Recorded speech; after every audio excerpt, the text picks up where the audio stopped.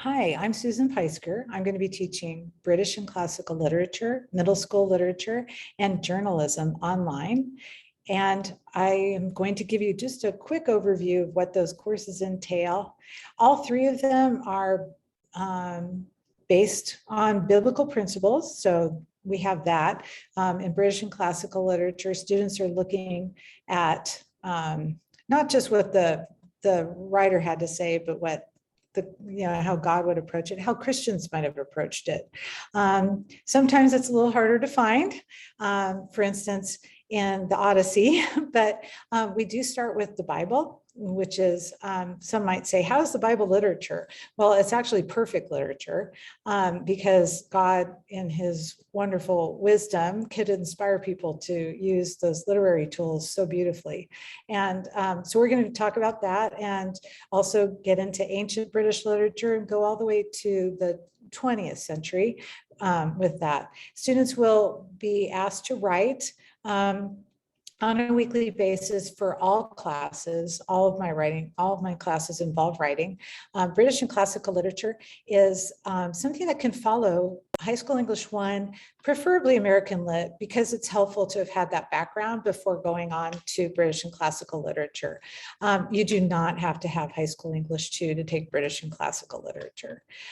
It's meant to provide another option for students who like literature, or for those who feel like they need more practice analyzing, because that's what we do, we analyze. And the same with middle school literature. Moving on to that, we cover the books pretty much in chronological order, moving from somewhat easier, I guess, to harder, but it's the writing assignments that go from easier to harder throughout the year. And we do intersperse those with fun activities and other projects for the students to work on. The class is a really nice one to provide a transition between middle school English and high school. It is really helpful for students to have had middle school English 2, but I do know there are some who take it after middle school English 1. You're welcome to talk to me about that.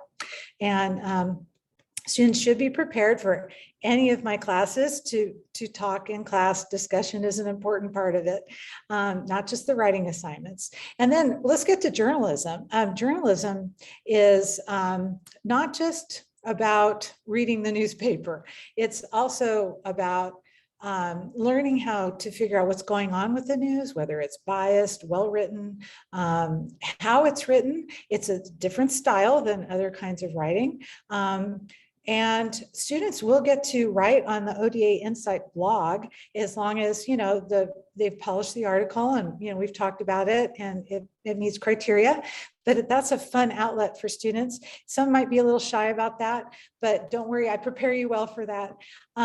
We also I do have students read news on a regular basis and analyze it. And that can be online because realistically, that's where most news is consumed online, even over television anymore. So we talk about, the news every week. Students will give their overview of what they covered for what we call media monitoring. And then they will be working on articles throughout the year. They have to put together articles for the blog, but that should be a fun thing for them, where they get to cover topics of interest to them, occasionally write a review or an editorial and have some fun. So if you have any questions about what we cover in any of those classes, please feel free to contact me at Susan Peisker.